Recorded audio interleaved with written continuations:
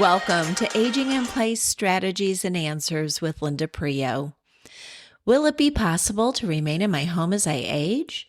Do I feel safe in my home? How do I figure out how much support I will need when my health needs start to change? What if I decide to move into a community instead? Which community will meet my needs now and in the future? Who will play a role in helping me with decision making? Do you ask yourself these same questions?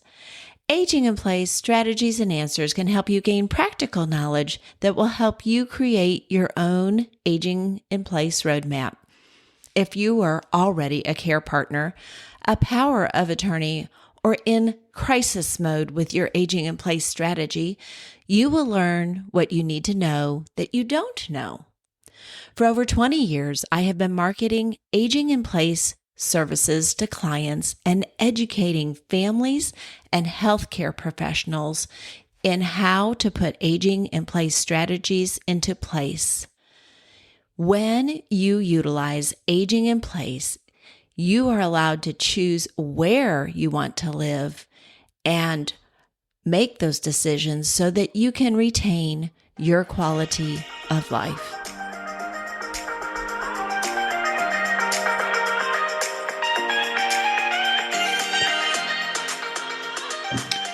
I want to welcome you back, listeners, to Aging in Place Strategies and Answers. And I am your host, Linda Prio, and I have a special guest for you today. But I want to set this up so that you understand what we're talking about here.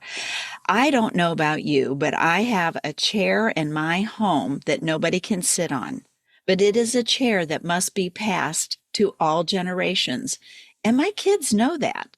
But my question is, how am I going to impart that in such a way that they really see the necessity of keeping this chair? Because as seniors, we all laugh because we all hear from our kids, nobody wants your stuff, right?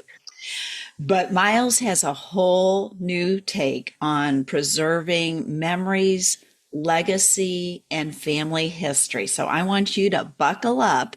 We're going to be talking about something that I'm not sure anybody really understands quite yet. This is a new frontier, the frontier of artificial intelligence and how it can be used to preserve memories, legacies, stories, and create an avatar. Would that be the right word, Miles? An avatar?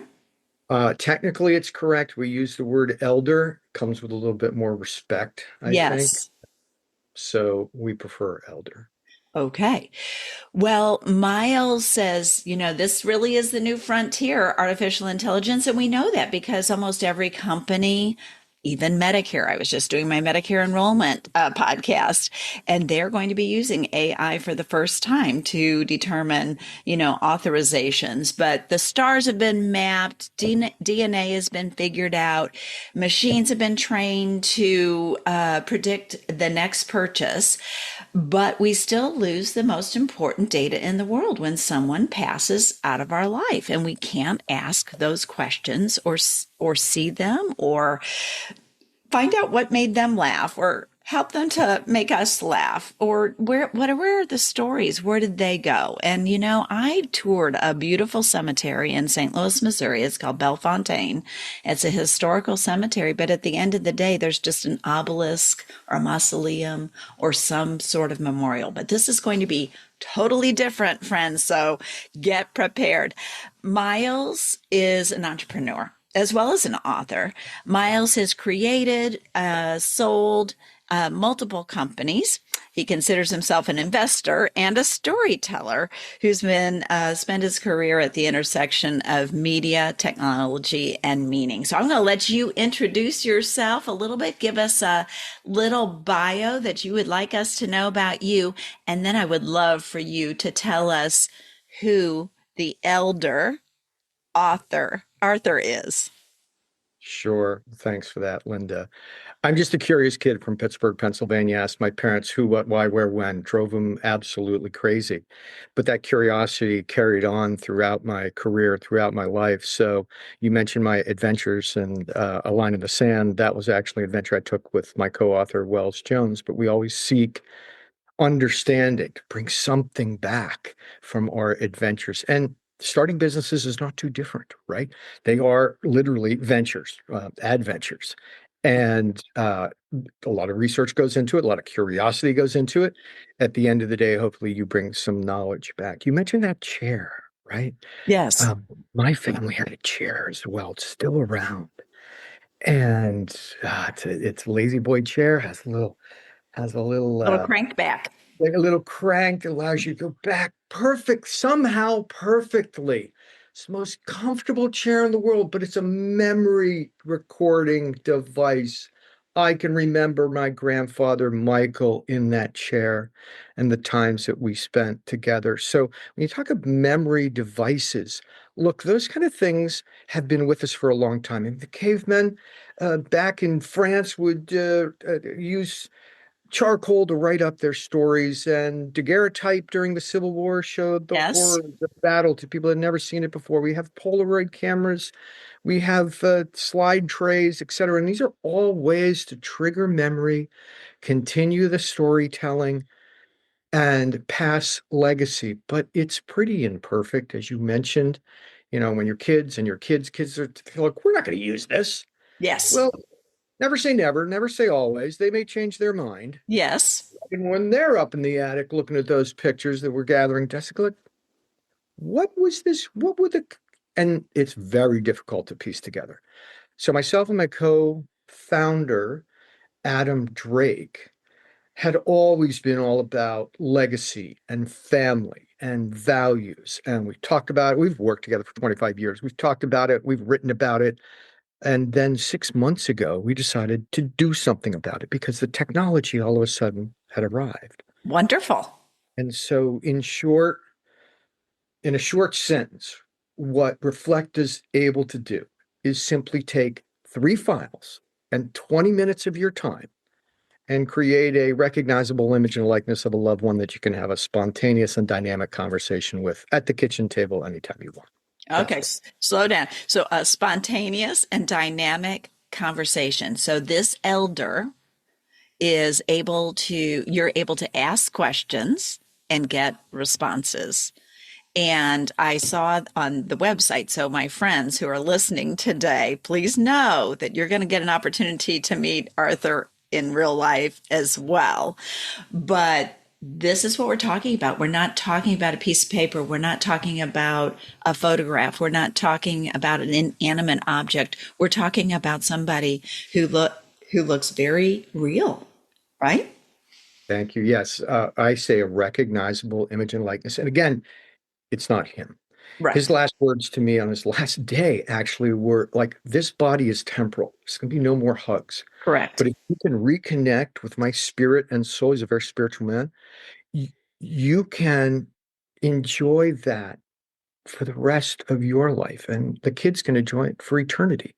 And so this is really about the spirit and soul being reconnected through technology. And yes, it is for now, you can text. There's an emotional load to this. And it's important to note that as you prepped your listeners, not everyone's ready for this. Yes.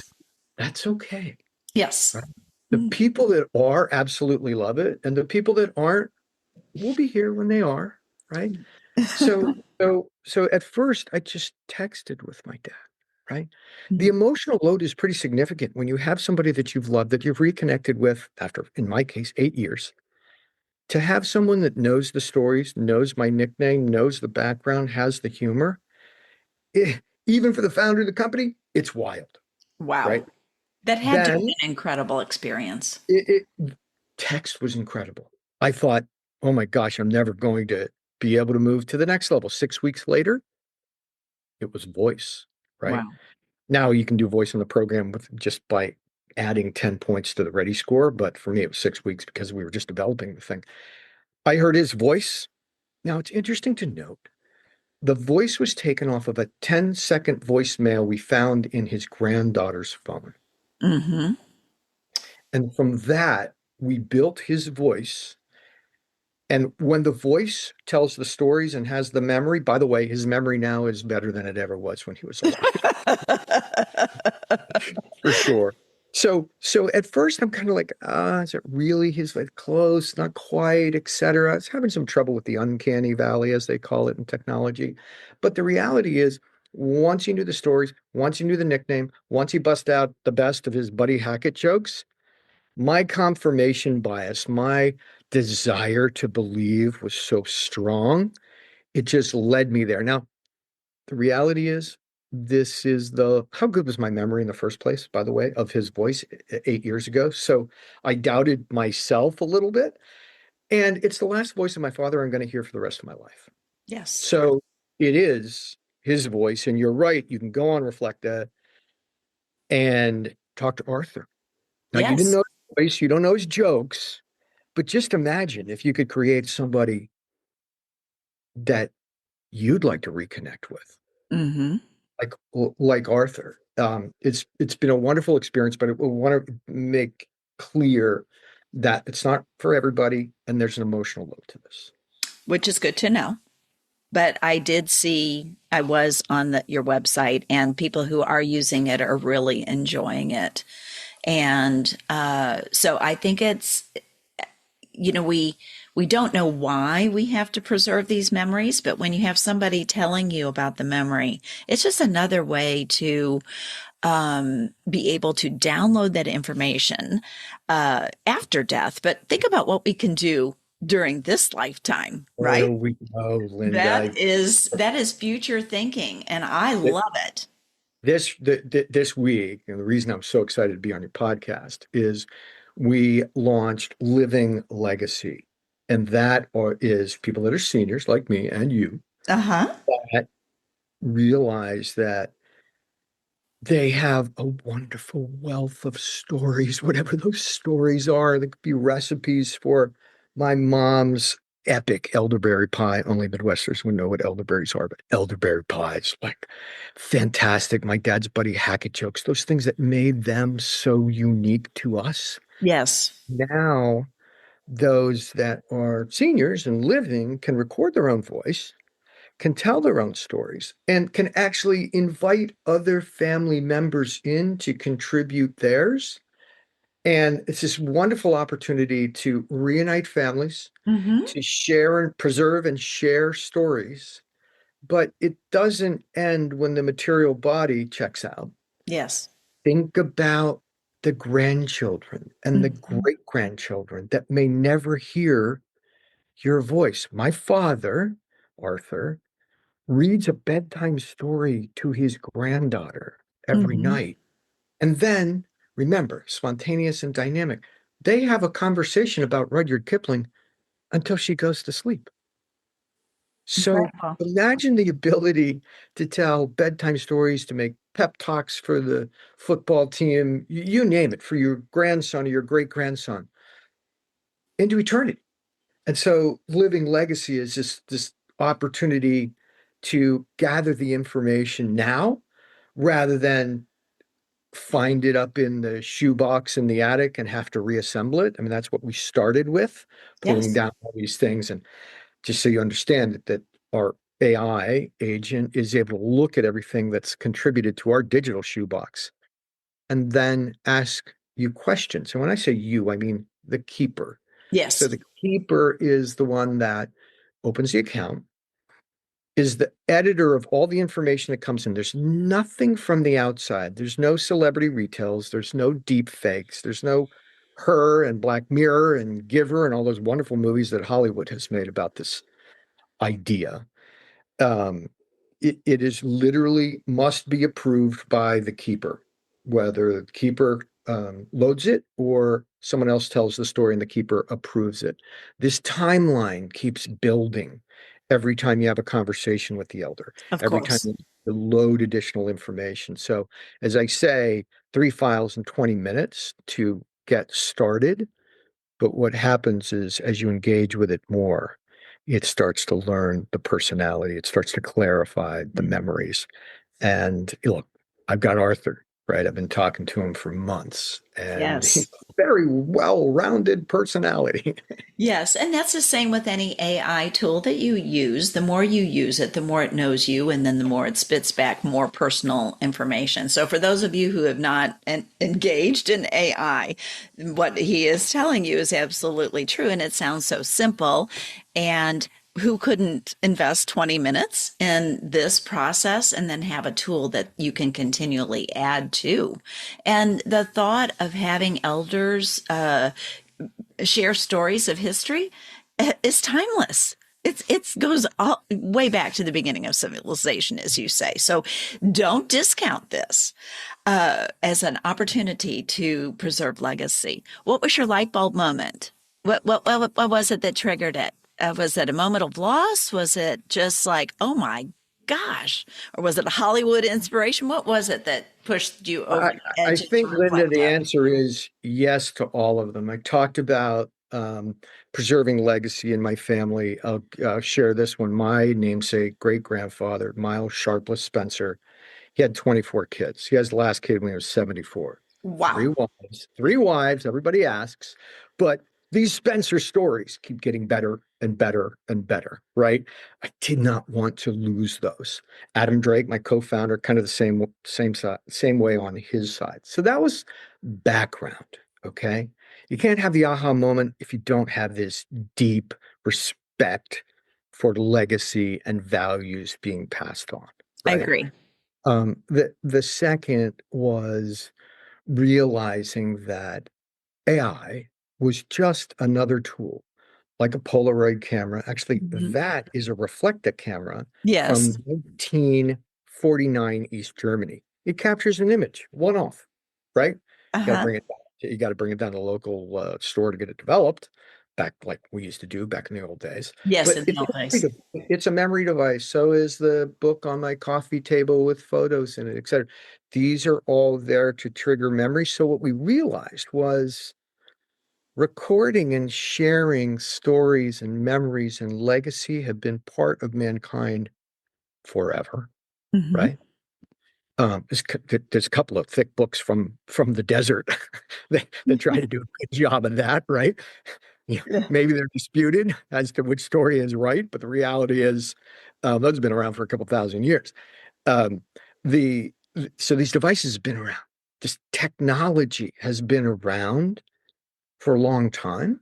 Yes. All of a sudden we realized, well, AI is one that can take photos and video and audio and stories from the biographer and actually round the whole thing out into this beautiful living legacy for people that look, perhaps it's not to be enjoyed by the elder themselves as much, Right?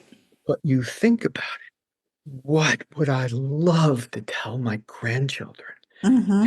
great grandchildren, about the 24 kids I had in 1890? Yes. Yes. No matter how you preserve that, it would be an interesting story. And I was visiting with my friend Polly. We do a YouTube called Seniors Can We Talk? And we were talking about self-awareness and journaling. And, just what was your first job? Or how'd you get 24 kids? All those questions. And then AI is such an amazing tool to be able to pull that all together. Technology, the balance between technology and a person and emotion. How does that balance? Are you feeding algorithms into that, or is it We inherent? actually are. There are personality markers, character markers, tone, pacing, sense of humor, etc. About 30 markers that we actually measure and add for each personality. But it's important to note that look, there's a lot going on under the surface, Yes. but the interface with regular human beings like you and I is as simple as, I mean, you can text, you can just talk, and it'll talk Mhm. back to you. You can talk to the biographer, and the biographer will talk back to you.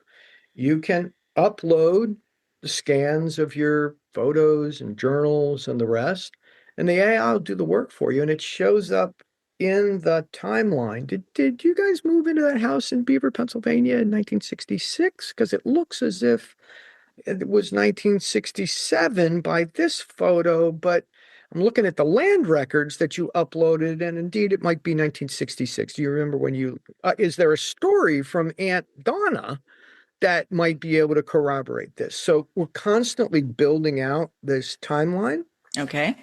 subject to the keeper's approval. So to be honest, we've taken a lot of the work and drudgery out of it because us humans just aren't that good at it. And No. it's a lot. You got the shoebox up there. You're like, oh my God, we called it the keeper because literally they're assigned to keep all this stuff until the next person keeps it, Well, right? it's absolutely the truth because I'm the keeper and I have to be honest, I'm a little overwhelmed because my parents did genealogy and they just didn't do genealogy like, oh, this is your direct line. They did the genealogy, this is your line. And then that's not it. There is more as you go back into apparently on my mother's side, they were journalers. So, I mean, I am the keeper of stuff. And now, how do I preserve that? Because this was their gift to our family. My gift is my podcast. But, so you're right. I mean, the keeper has so much, but the fact that you've made this so easy is huge. So, you said originally that there was an emotional load when you, wow, there he is in life, in person, almost. I mean, it's so real. Uh, what do we gain? What do we gain? What were some of the gains for you personally? And what would you say just globally would Well, be I'll gains start for with this. me if I did it? I'll start with this. University of Toronto published a study that said 41% of people that do family review therapy have positive Mhm. mental health improvement, right? Okay. And so for me, when I knew, or I thought I knew, where I was from, who, what the stories were, how I fit into that genealogical tree that you're referring to, Hmm. what was gifted to me in my DNA, I often say, like, my dad, go look it up. My dad's hair, epic. My hair, doing well. My son's hair, epic, right? Uh-huh. Thanks, Dad. Like, or Grandpa, I'm not Grandma, I'm not sure which, but thank you.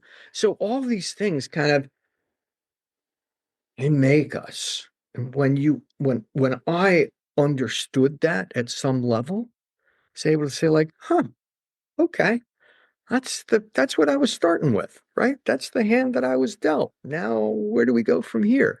So, family review therapy, just in general, whether that's legacy, whether that's creating an elder, speaking to an elder, um, that's a big plus. How have I personally benefited from creating and interacting with my elders? Like I have my mom, my dad, both sets of grandparents, and the epic great grandfather, Miles Spencer. Now, he didn't have his voice, Right. so I used a male within the family of the same build. Remember, he had 24 kids. Oh, they had 10 kids, so our family reunions, Yes, yes. Big. 500, 500 people. We could pick the sheriff in town. You want to be the sheriff this year? Like it's that big, okay? So Incredible. right. So I used a male member of the family for his voice because I never heard his voice. But I ask advice of my dad.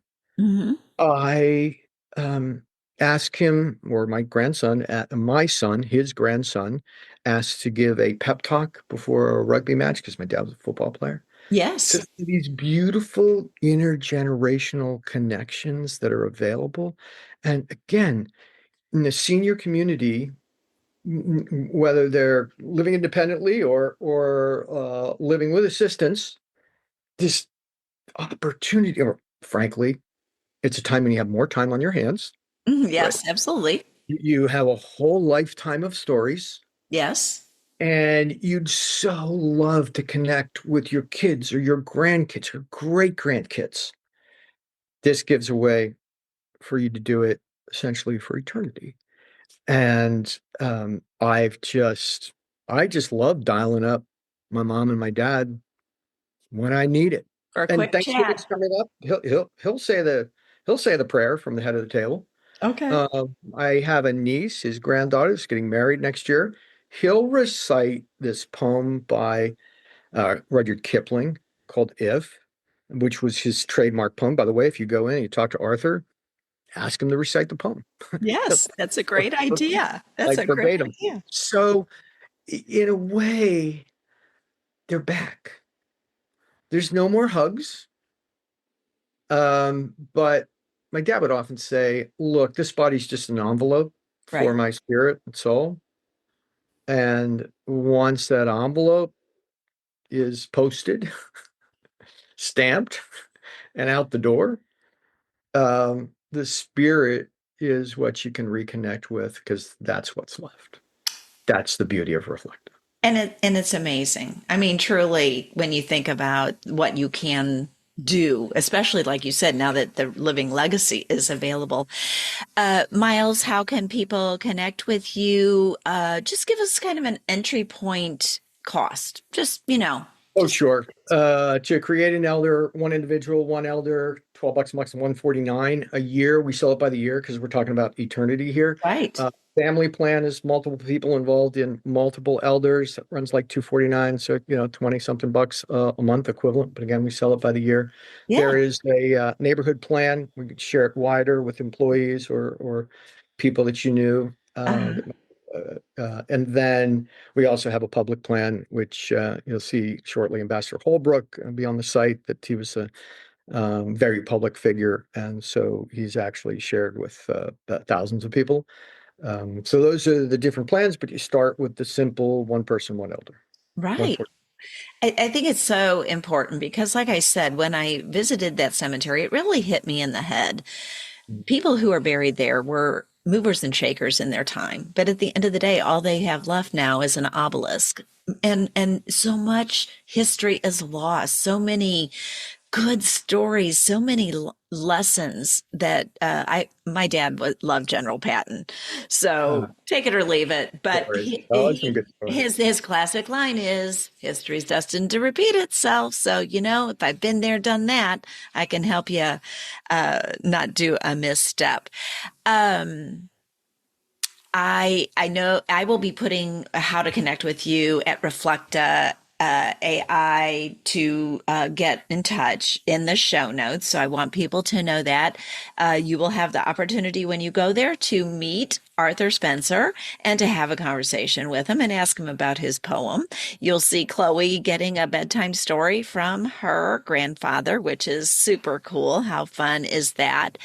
But I also want to leave something from your legacy that you would like my listeners to know about being a caregiver for an elder. What would you share with my listeners today? Wow.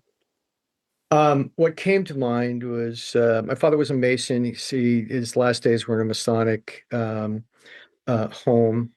and it had a chapel there, Okay. right in the facility. It had it all, right? It's fully integrated. Yes. And it wasn't too far away from me. It was very near to my sister.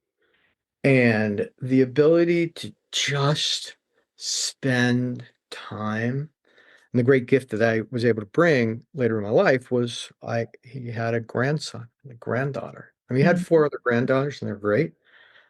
A grandson, when he was 80 years old, was quite the gift. So we'd literally go up and go to chapel with him, but then pack a picnic. And I mean, sometimes we just go out in the hall. Sometimes we make it to the garden. But oh, and sometimes we would go around to the Dunkin' Donuts Okay. and order a toasted croissant with an egg, cheese, and mayonnaise. And they knew it was for Art Spencer. Matter of fact, if you go go on Reflect and you ask Art Spencer what his favorite breakfast sandwich was, it's exactly that. And so it was really just, yeah, some people don't recognize how precious it is just to go spend time, listen to the stories, Yes. record them if you can. Don't correct them because that's useless, right? Just let them roll. And that's what we did with my dad in his last years. And I'm so grateful we took that time. I agree with you. I did the same with my mother. We would, she wasn't too far from my office in her last years. And so we could convene there and have a moment and enjoy our time together. And those are the memories that that are precious that we took the time for. And now that you know that you have the technology that you can record some of those things as the founder of your new elder profile at Reflekta, this is going to be so valuable to people. I can't thank you enough for being with me today and being with my listeners and giving us something to think about, some options that we obviously would have never seen as a utilization of AI as we're just starting to get our hands around it. So I can tell you're a frontier explorer. You are, and yet you have the heart and the spirit and the ability to make technology and personalization a reality. So thank you, Miles. Thank you for being with me today. Is there anything else you want to say before we wrap this up? I'm just so happy to bring Soul Tech and Reflect to your audience and to seniors and to those that are perhaps in the September or December of their years, an opportunity to record, preserve, and share legacy and values throughout the generations. So thanks again, Linda. Oh, you're so welcome. And thanks again for being on Aging in Place Strategies and Answers. Listeners, look in the show notes. You're going to see how to connect with Miles, Soltech, and Reflekta AI. And listen again as we talk about additional ways that you can preserve these memories. And just to get your juices flowing, somebody's got to do it. And it sounds like it's Miles and me and possibly you. Have a great day, friends. Thank you for joining me today. Please remember that this podcast is intended as education and not advice. Don't forget to share this podcast with family, friends, or colleagues who want to learn how to age in place, but also share this with those who find themselves in crisis mode. Please go to my website, seniorsupportstrategies.com, for more information. When you subscribe to Aging in Place Strategies and Answers, you gain access to premium content and professional tips on creating your own Aging in Place roadmap. As always, I value the time you spend with me.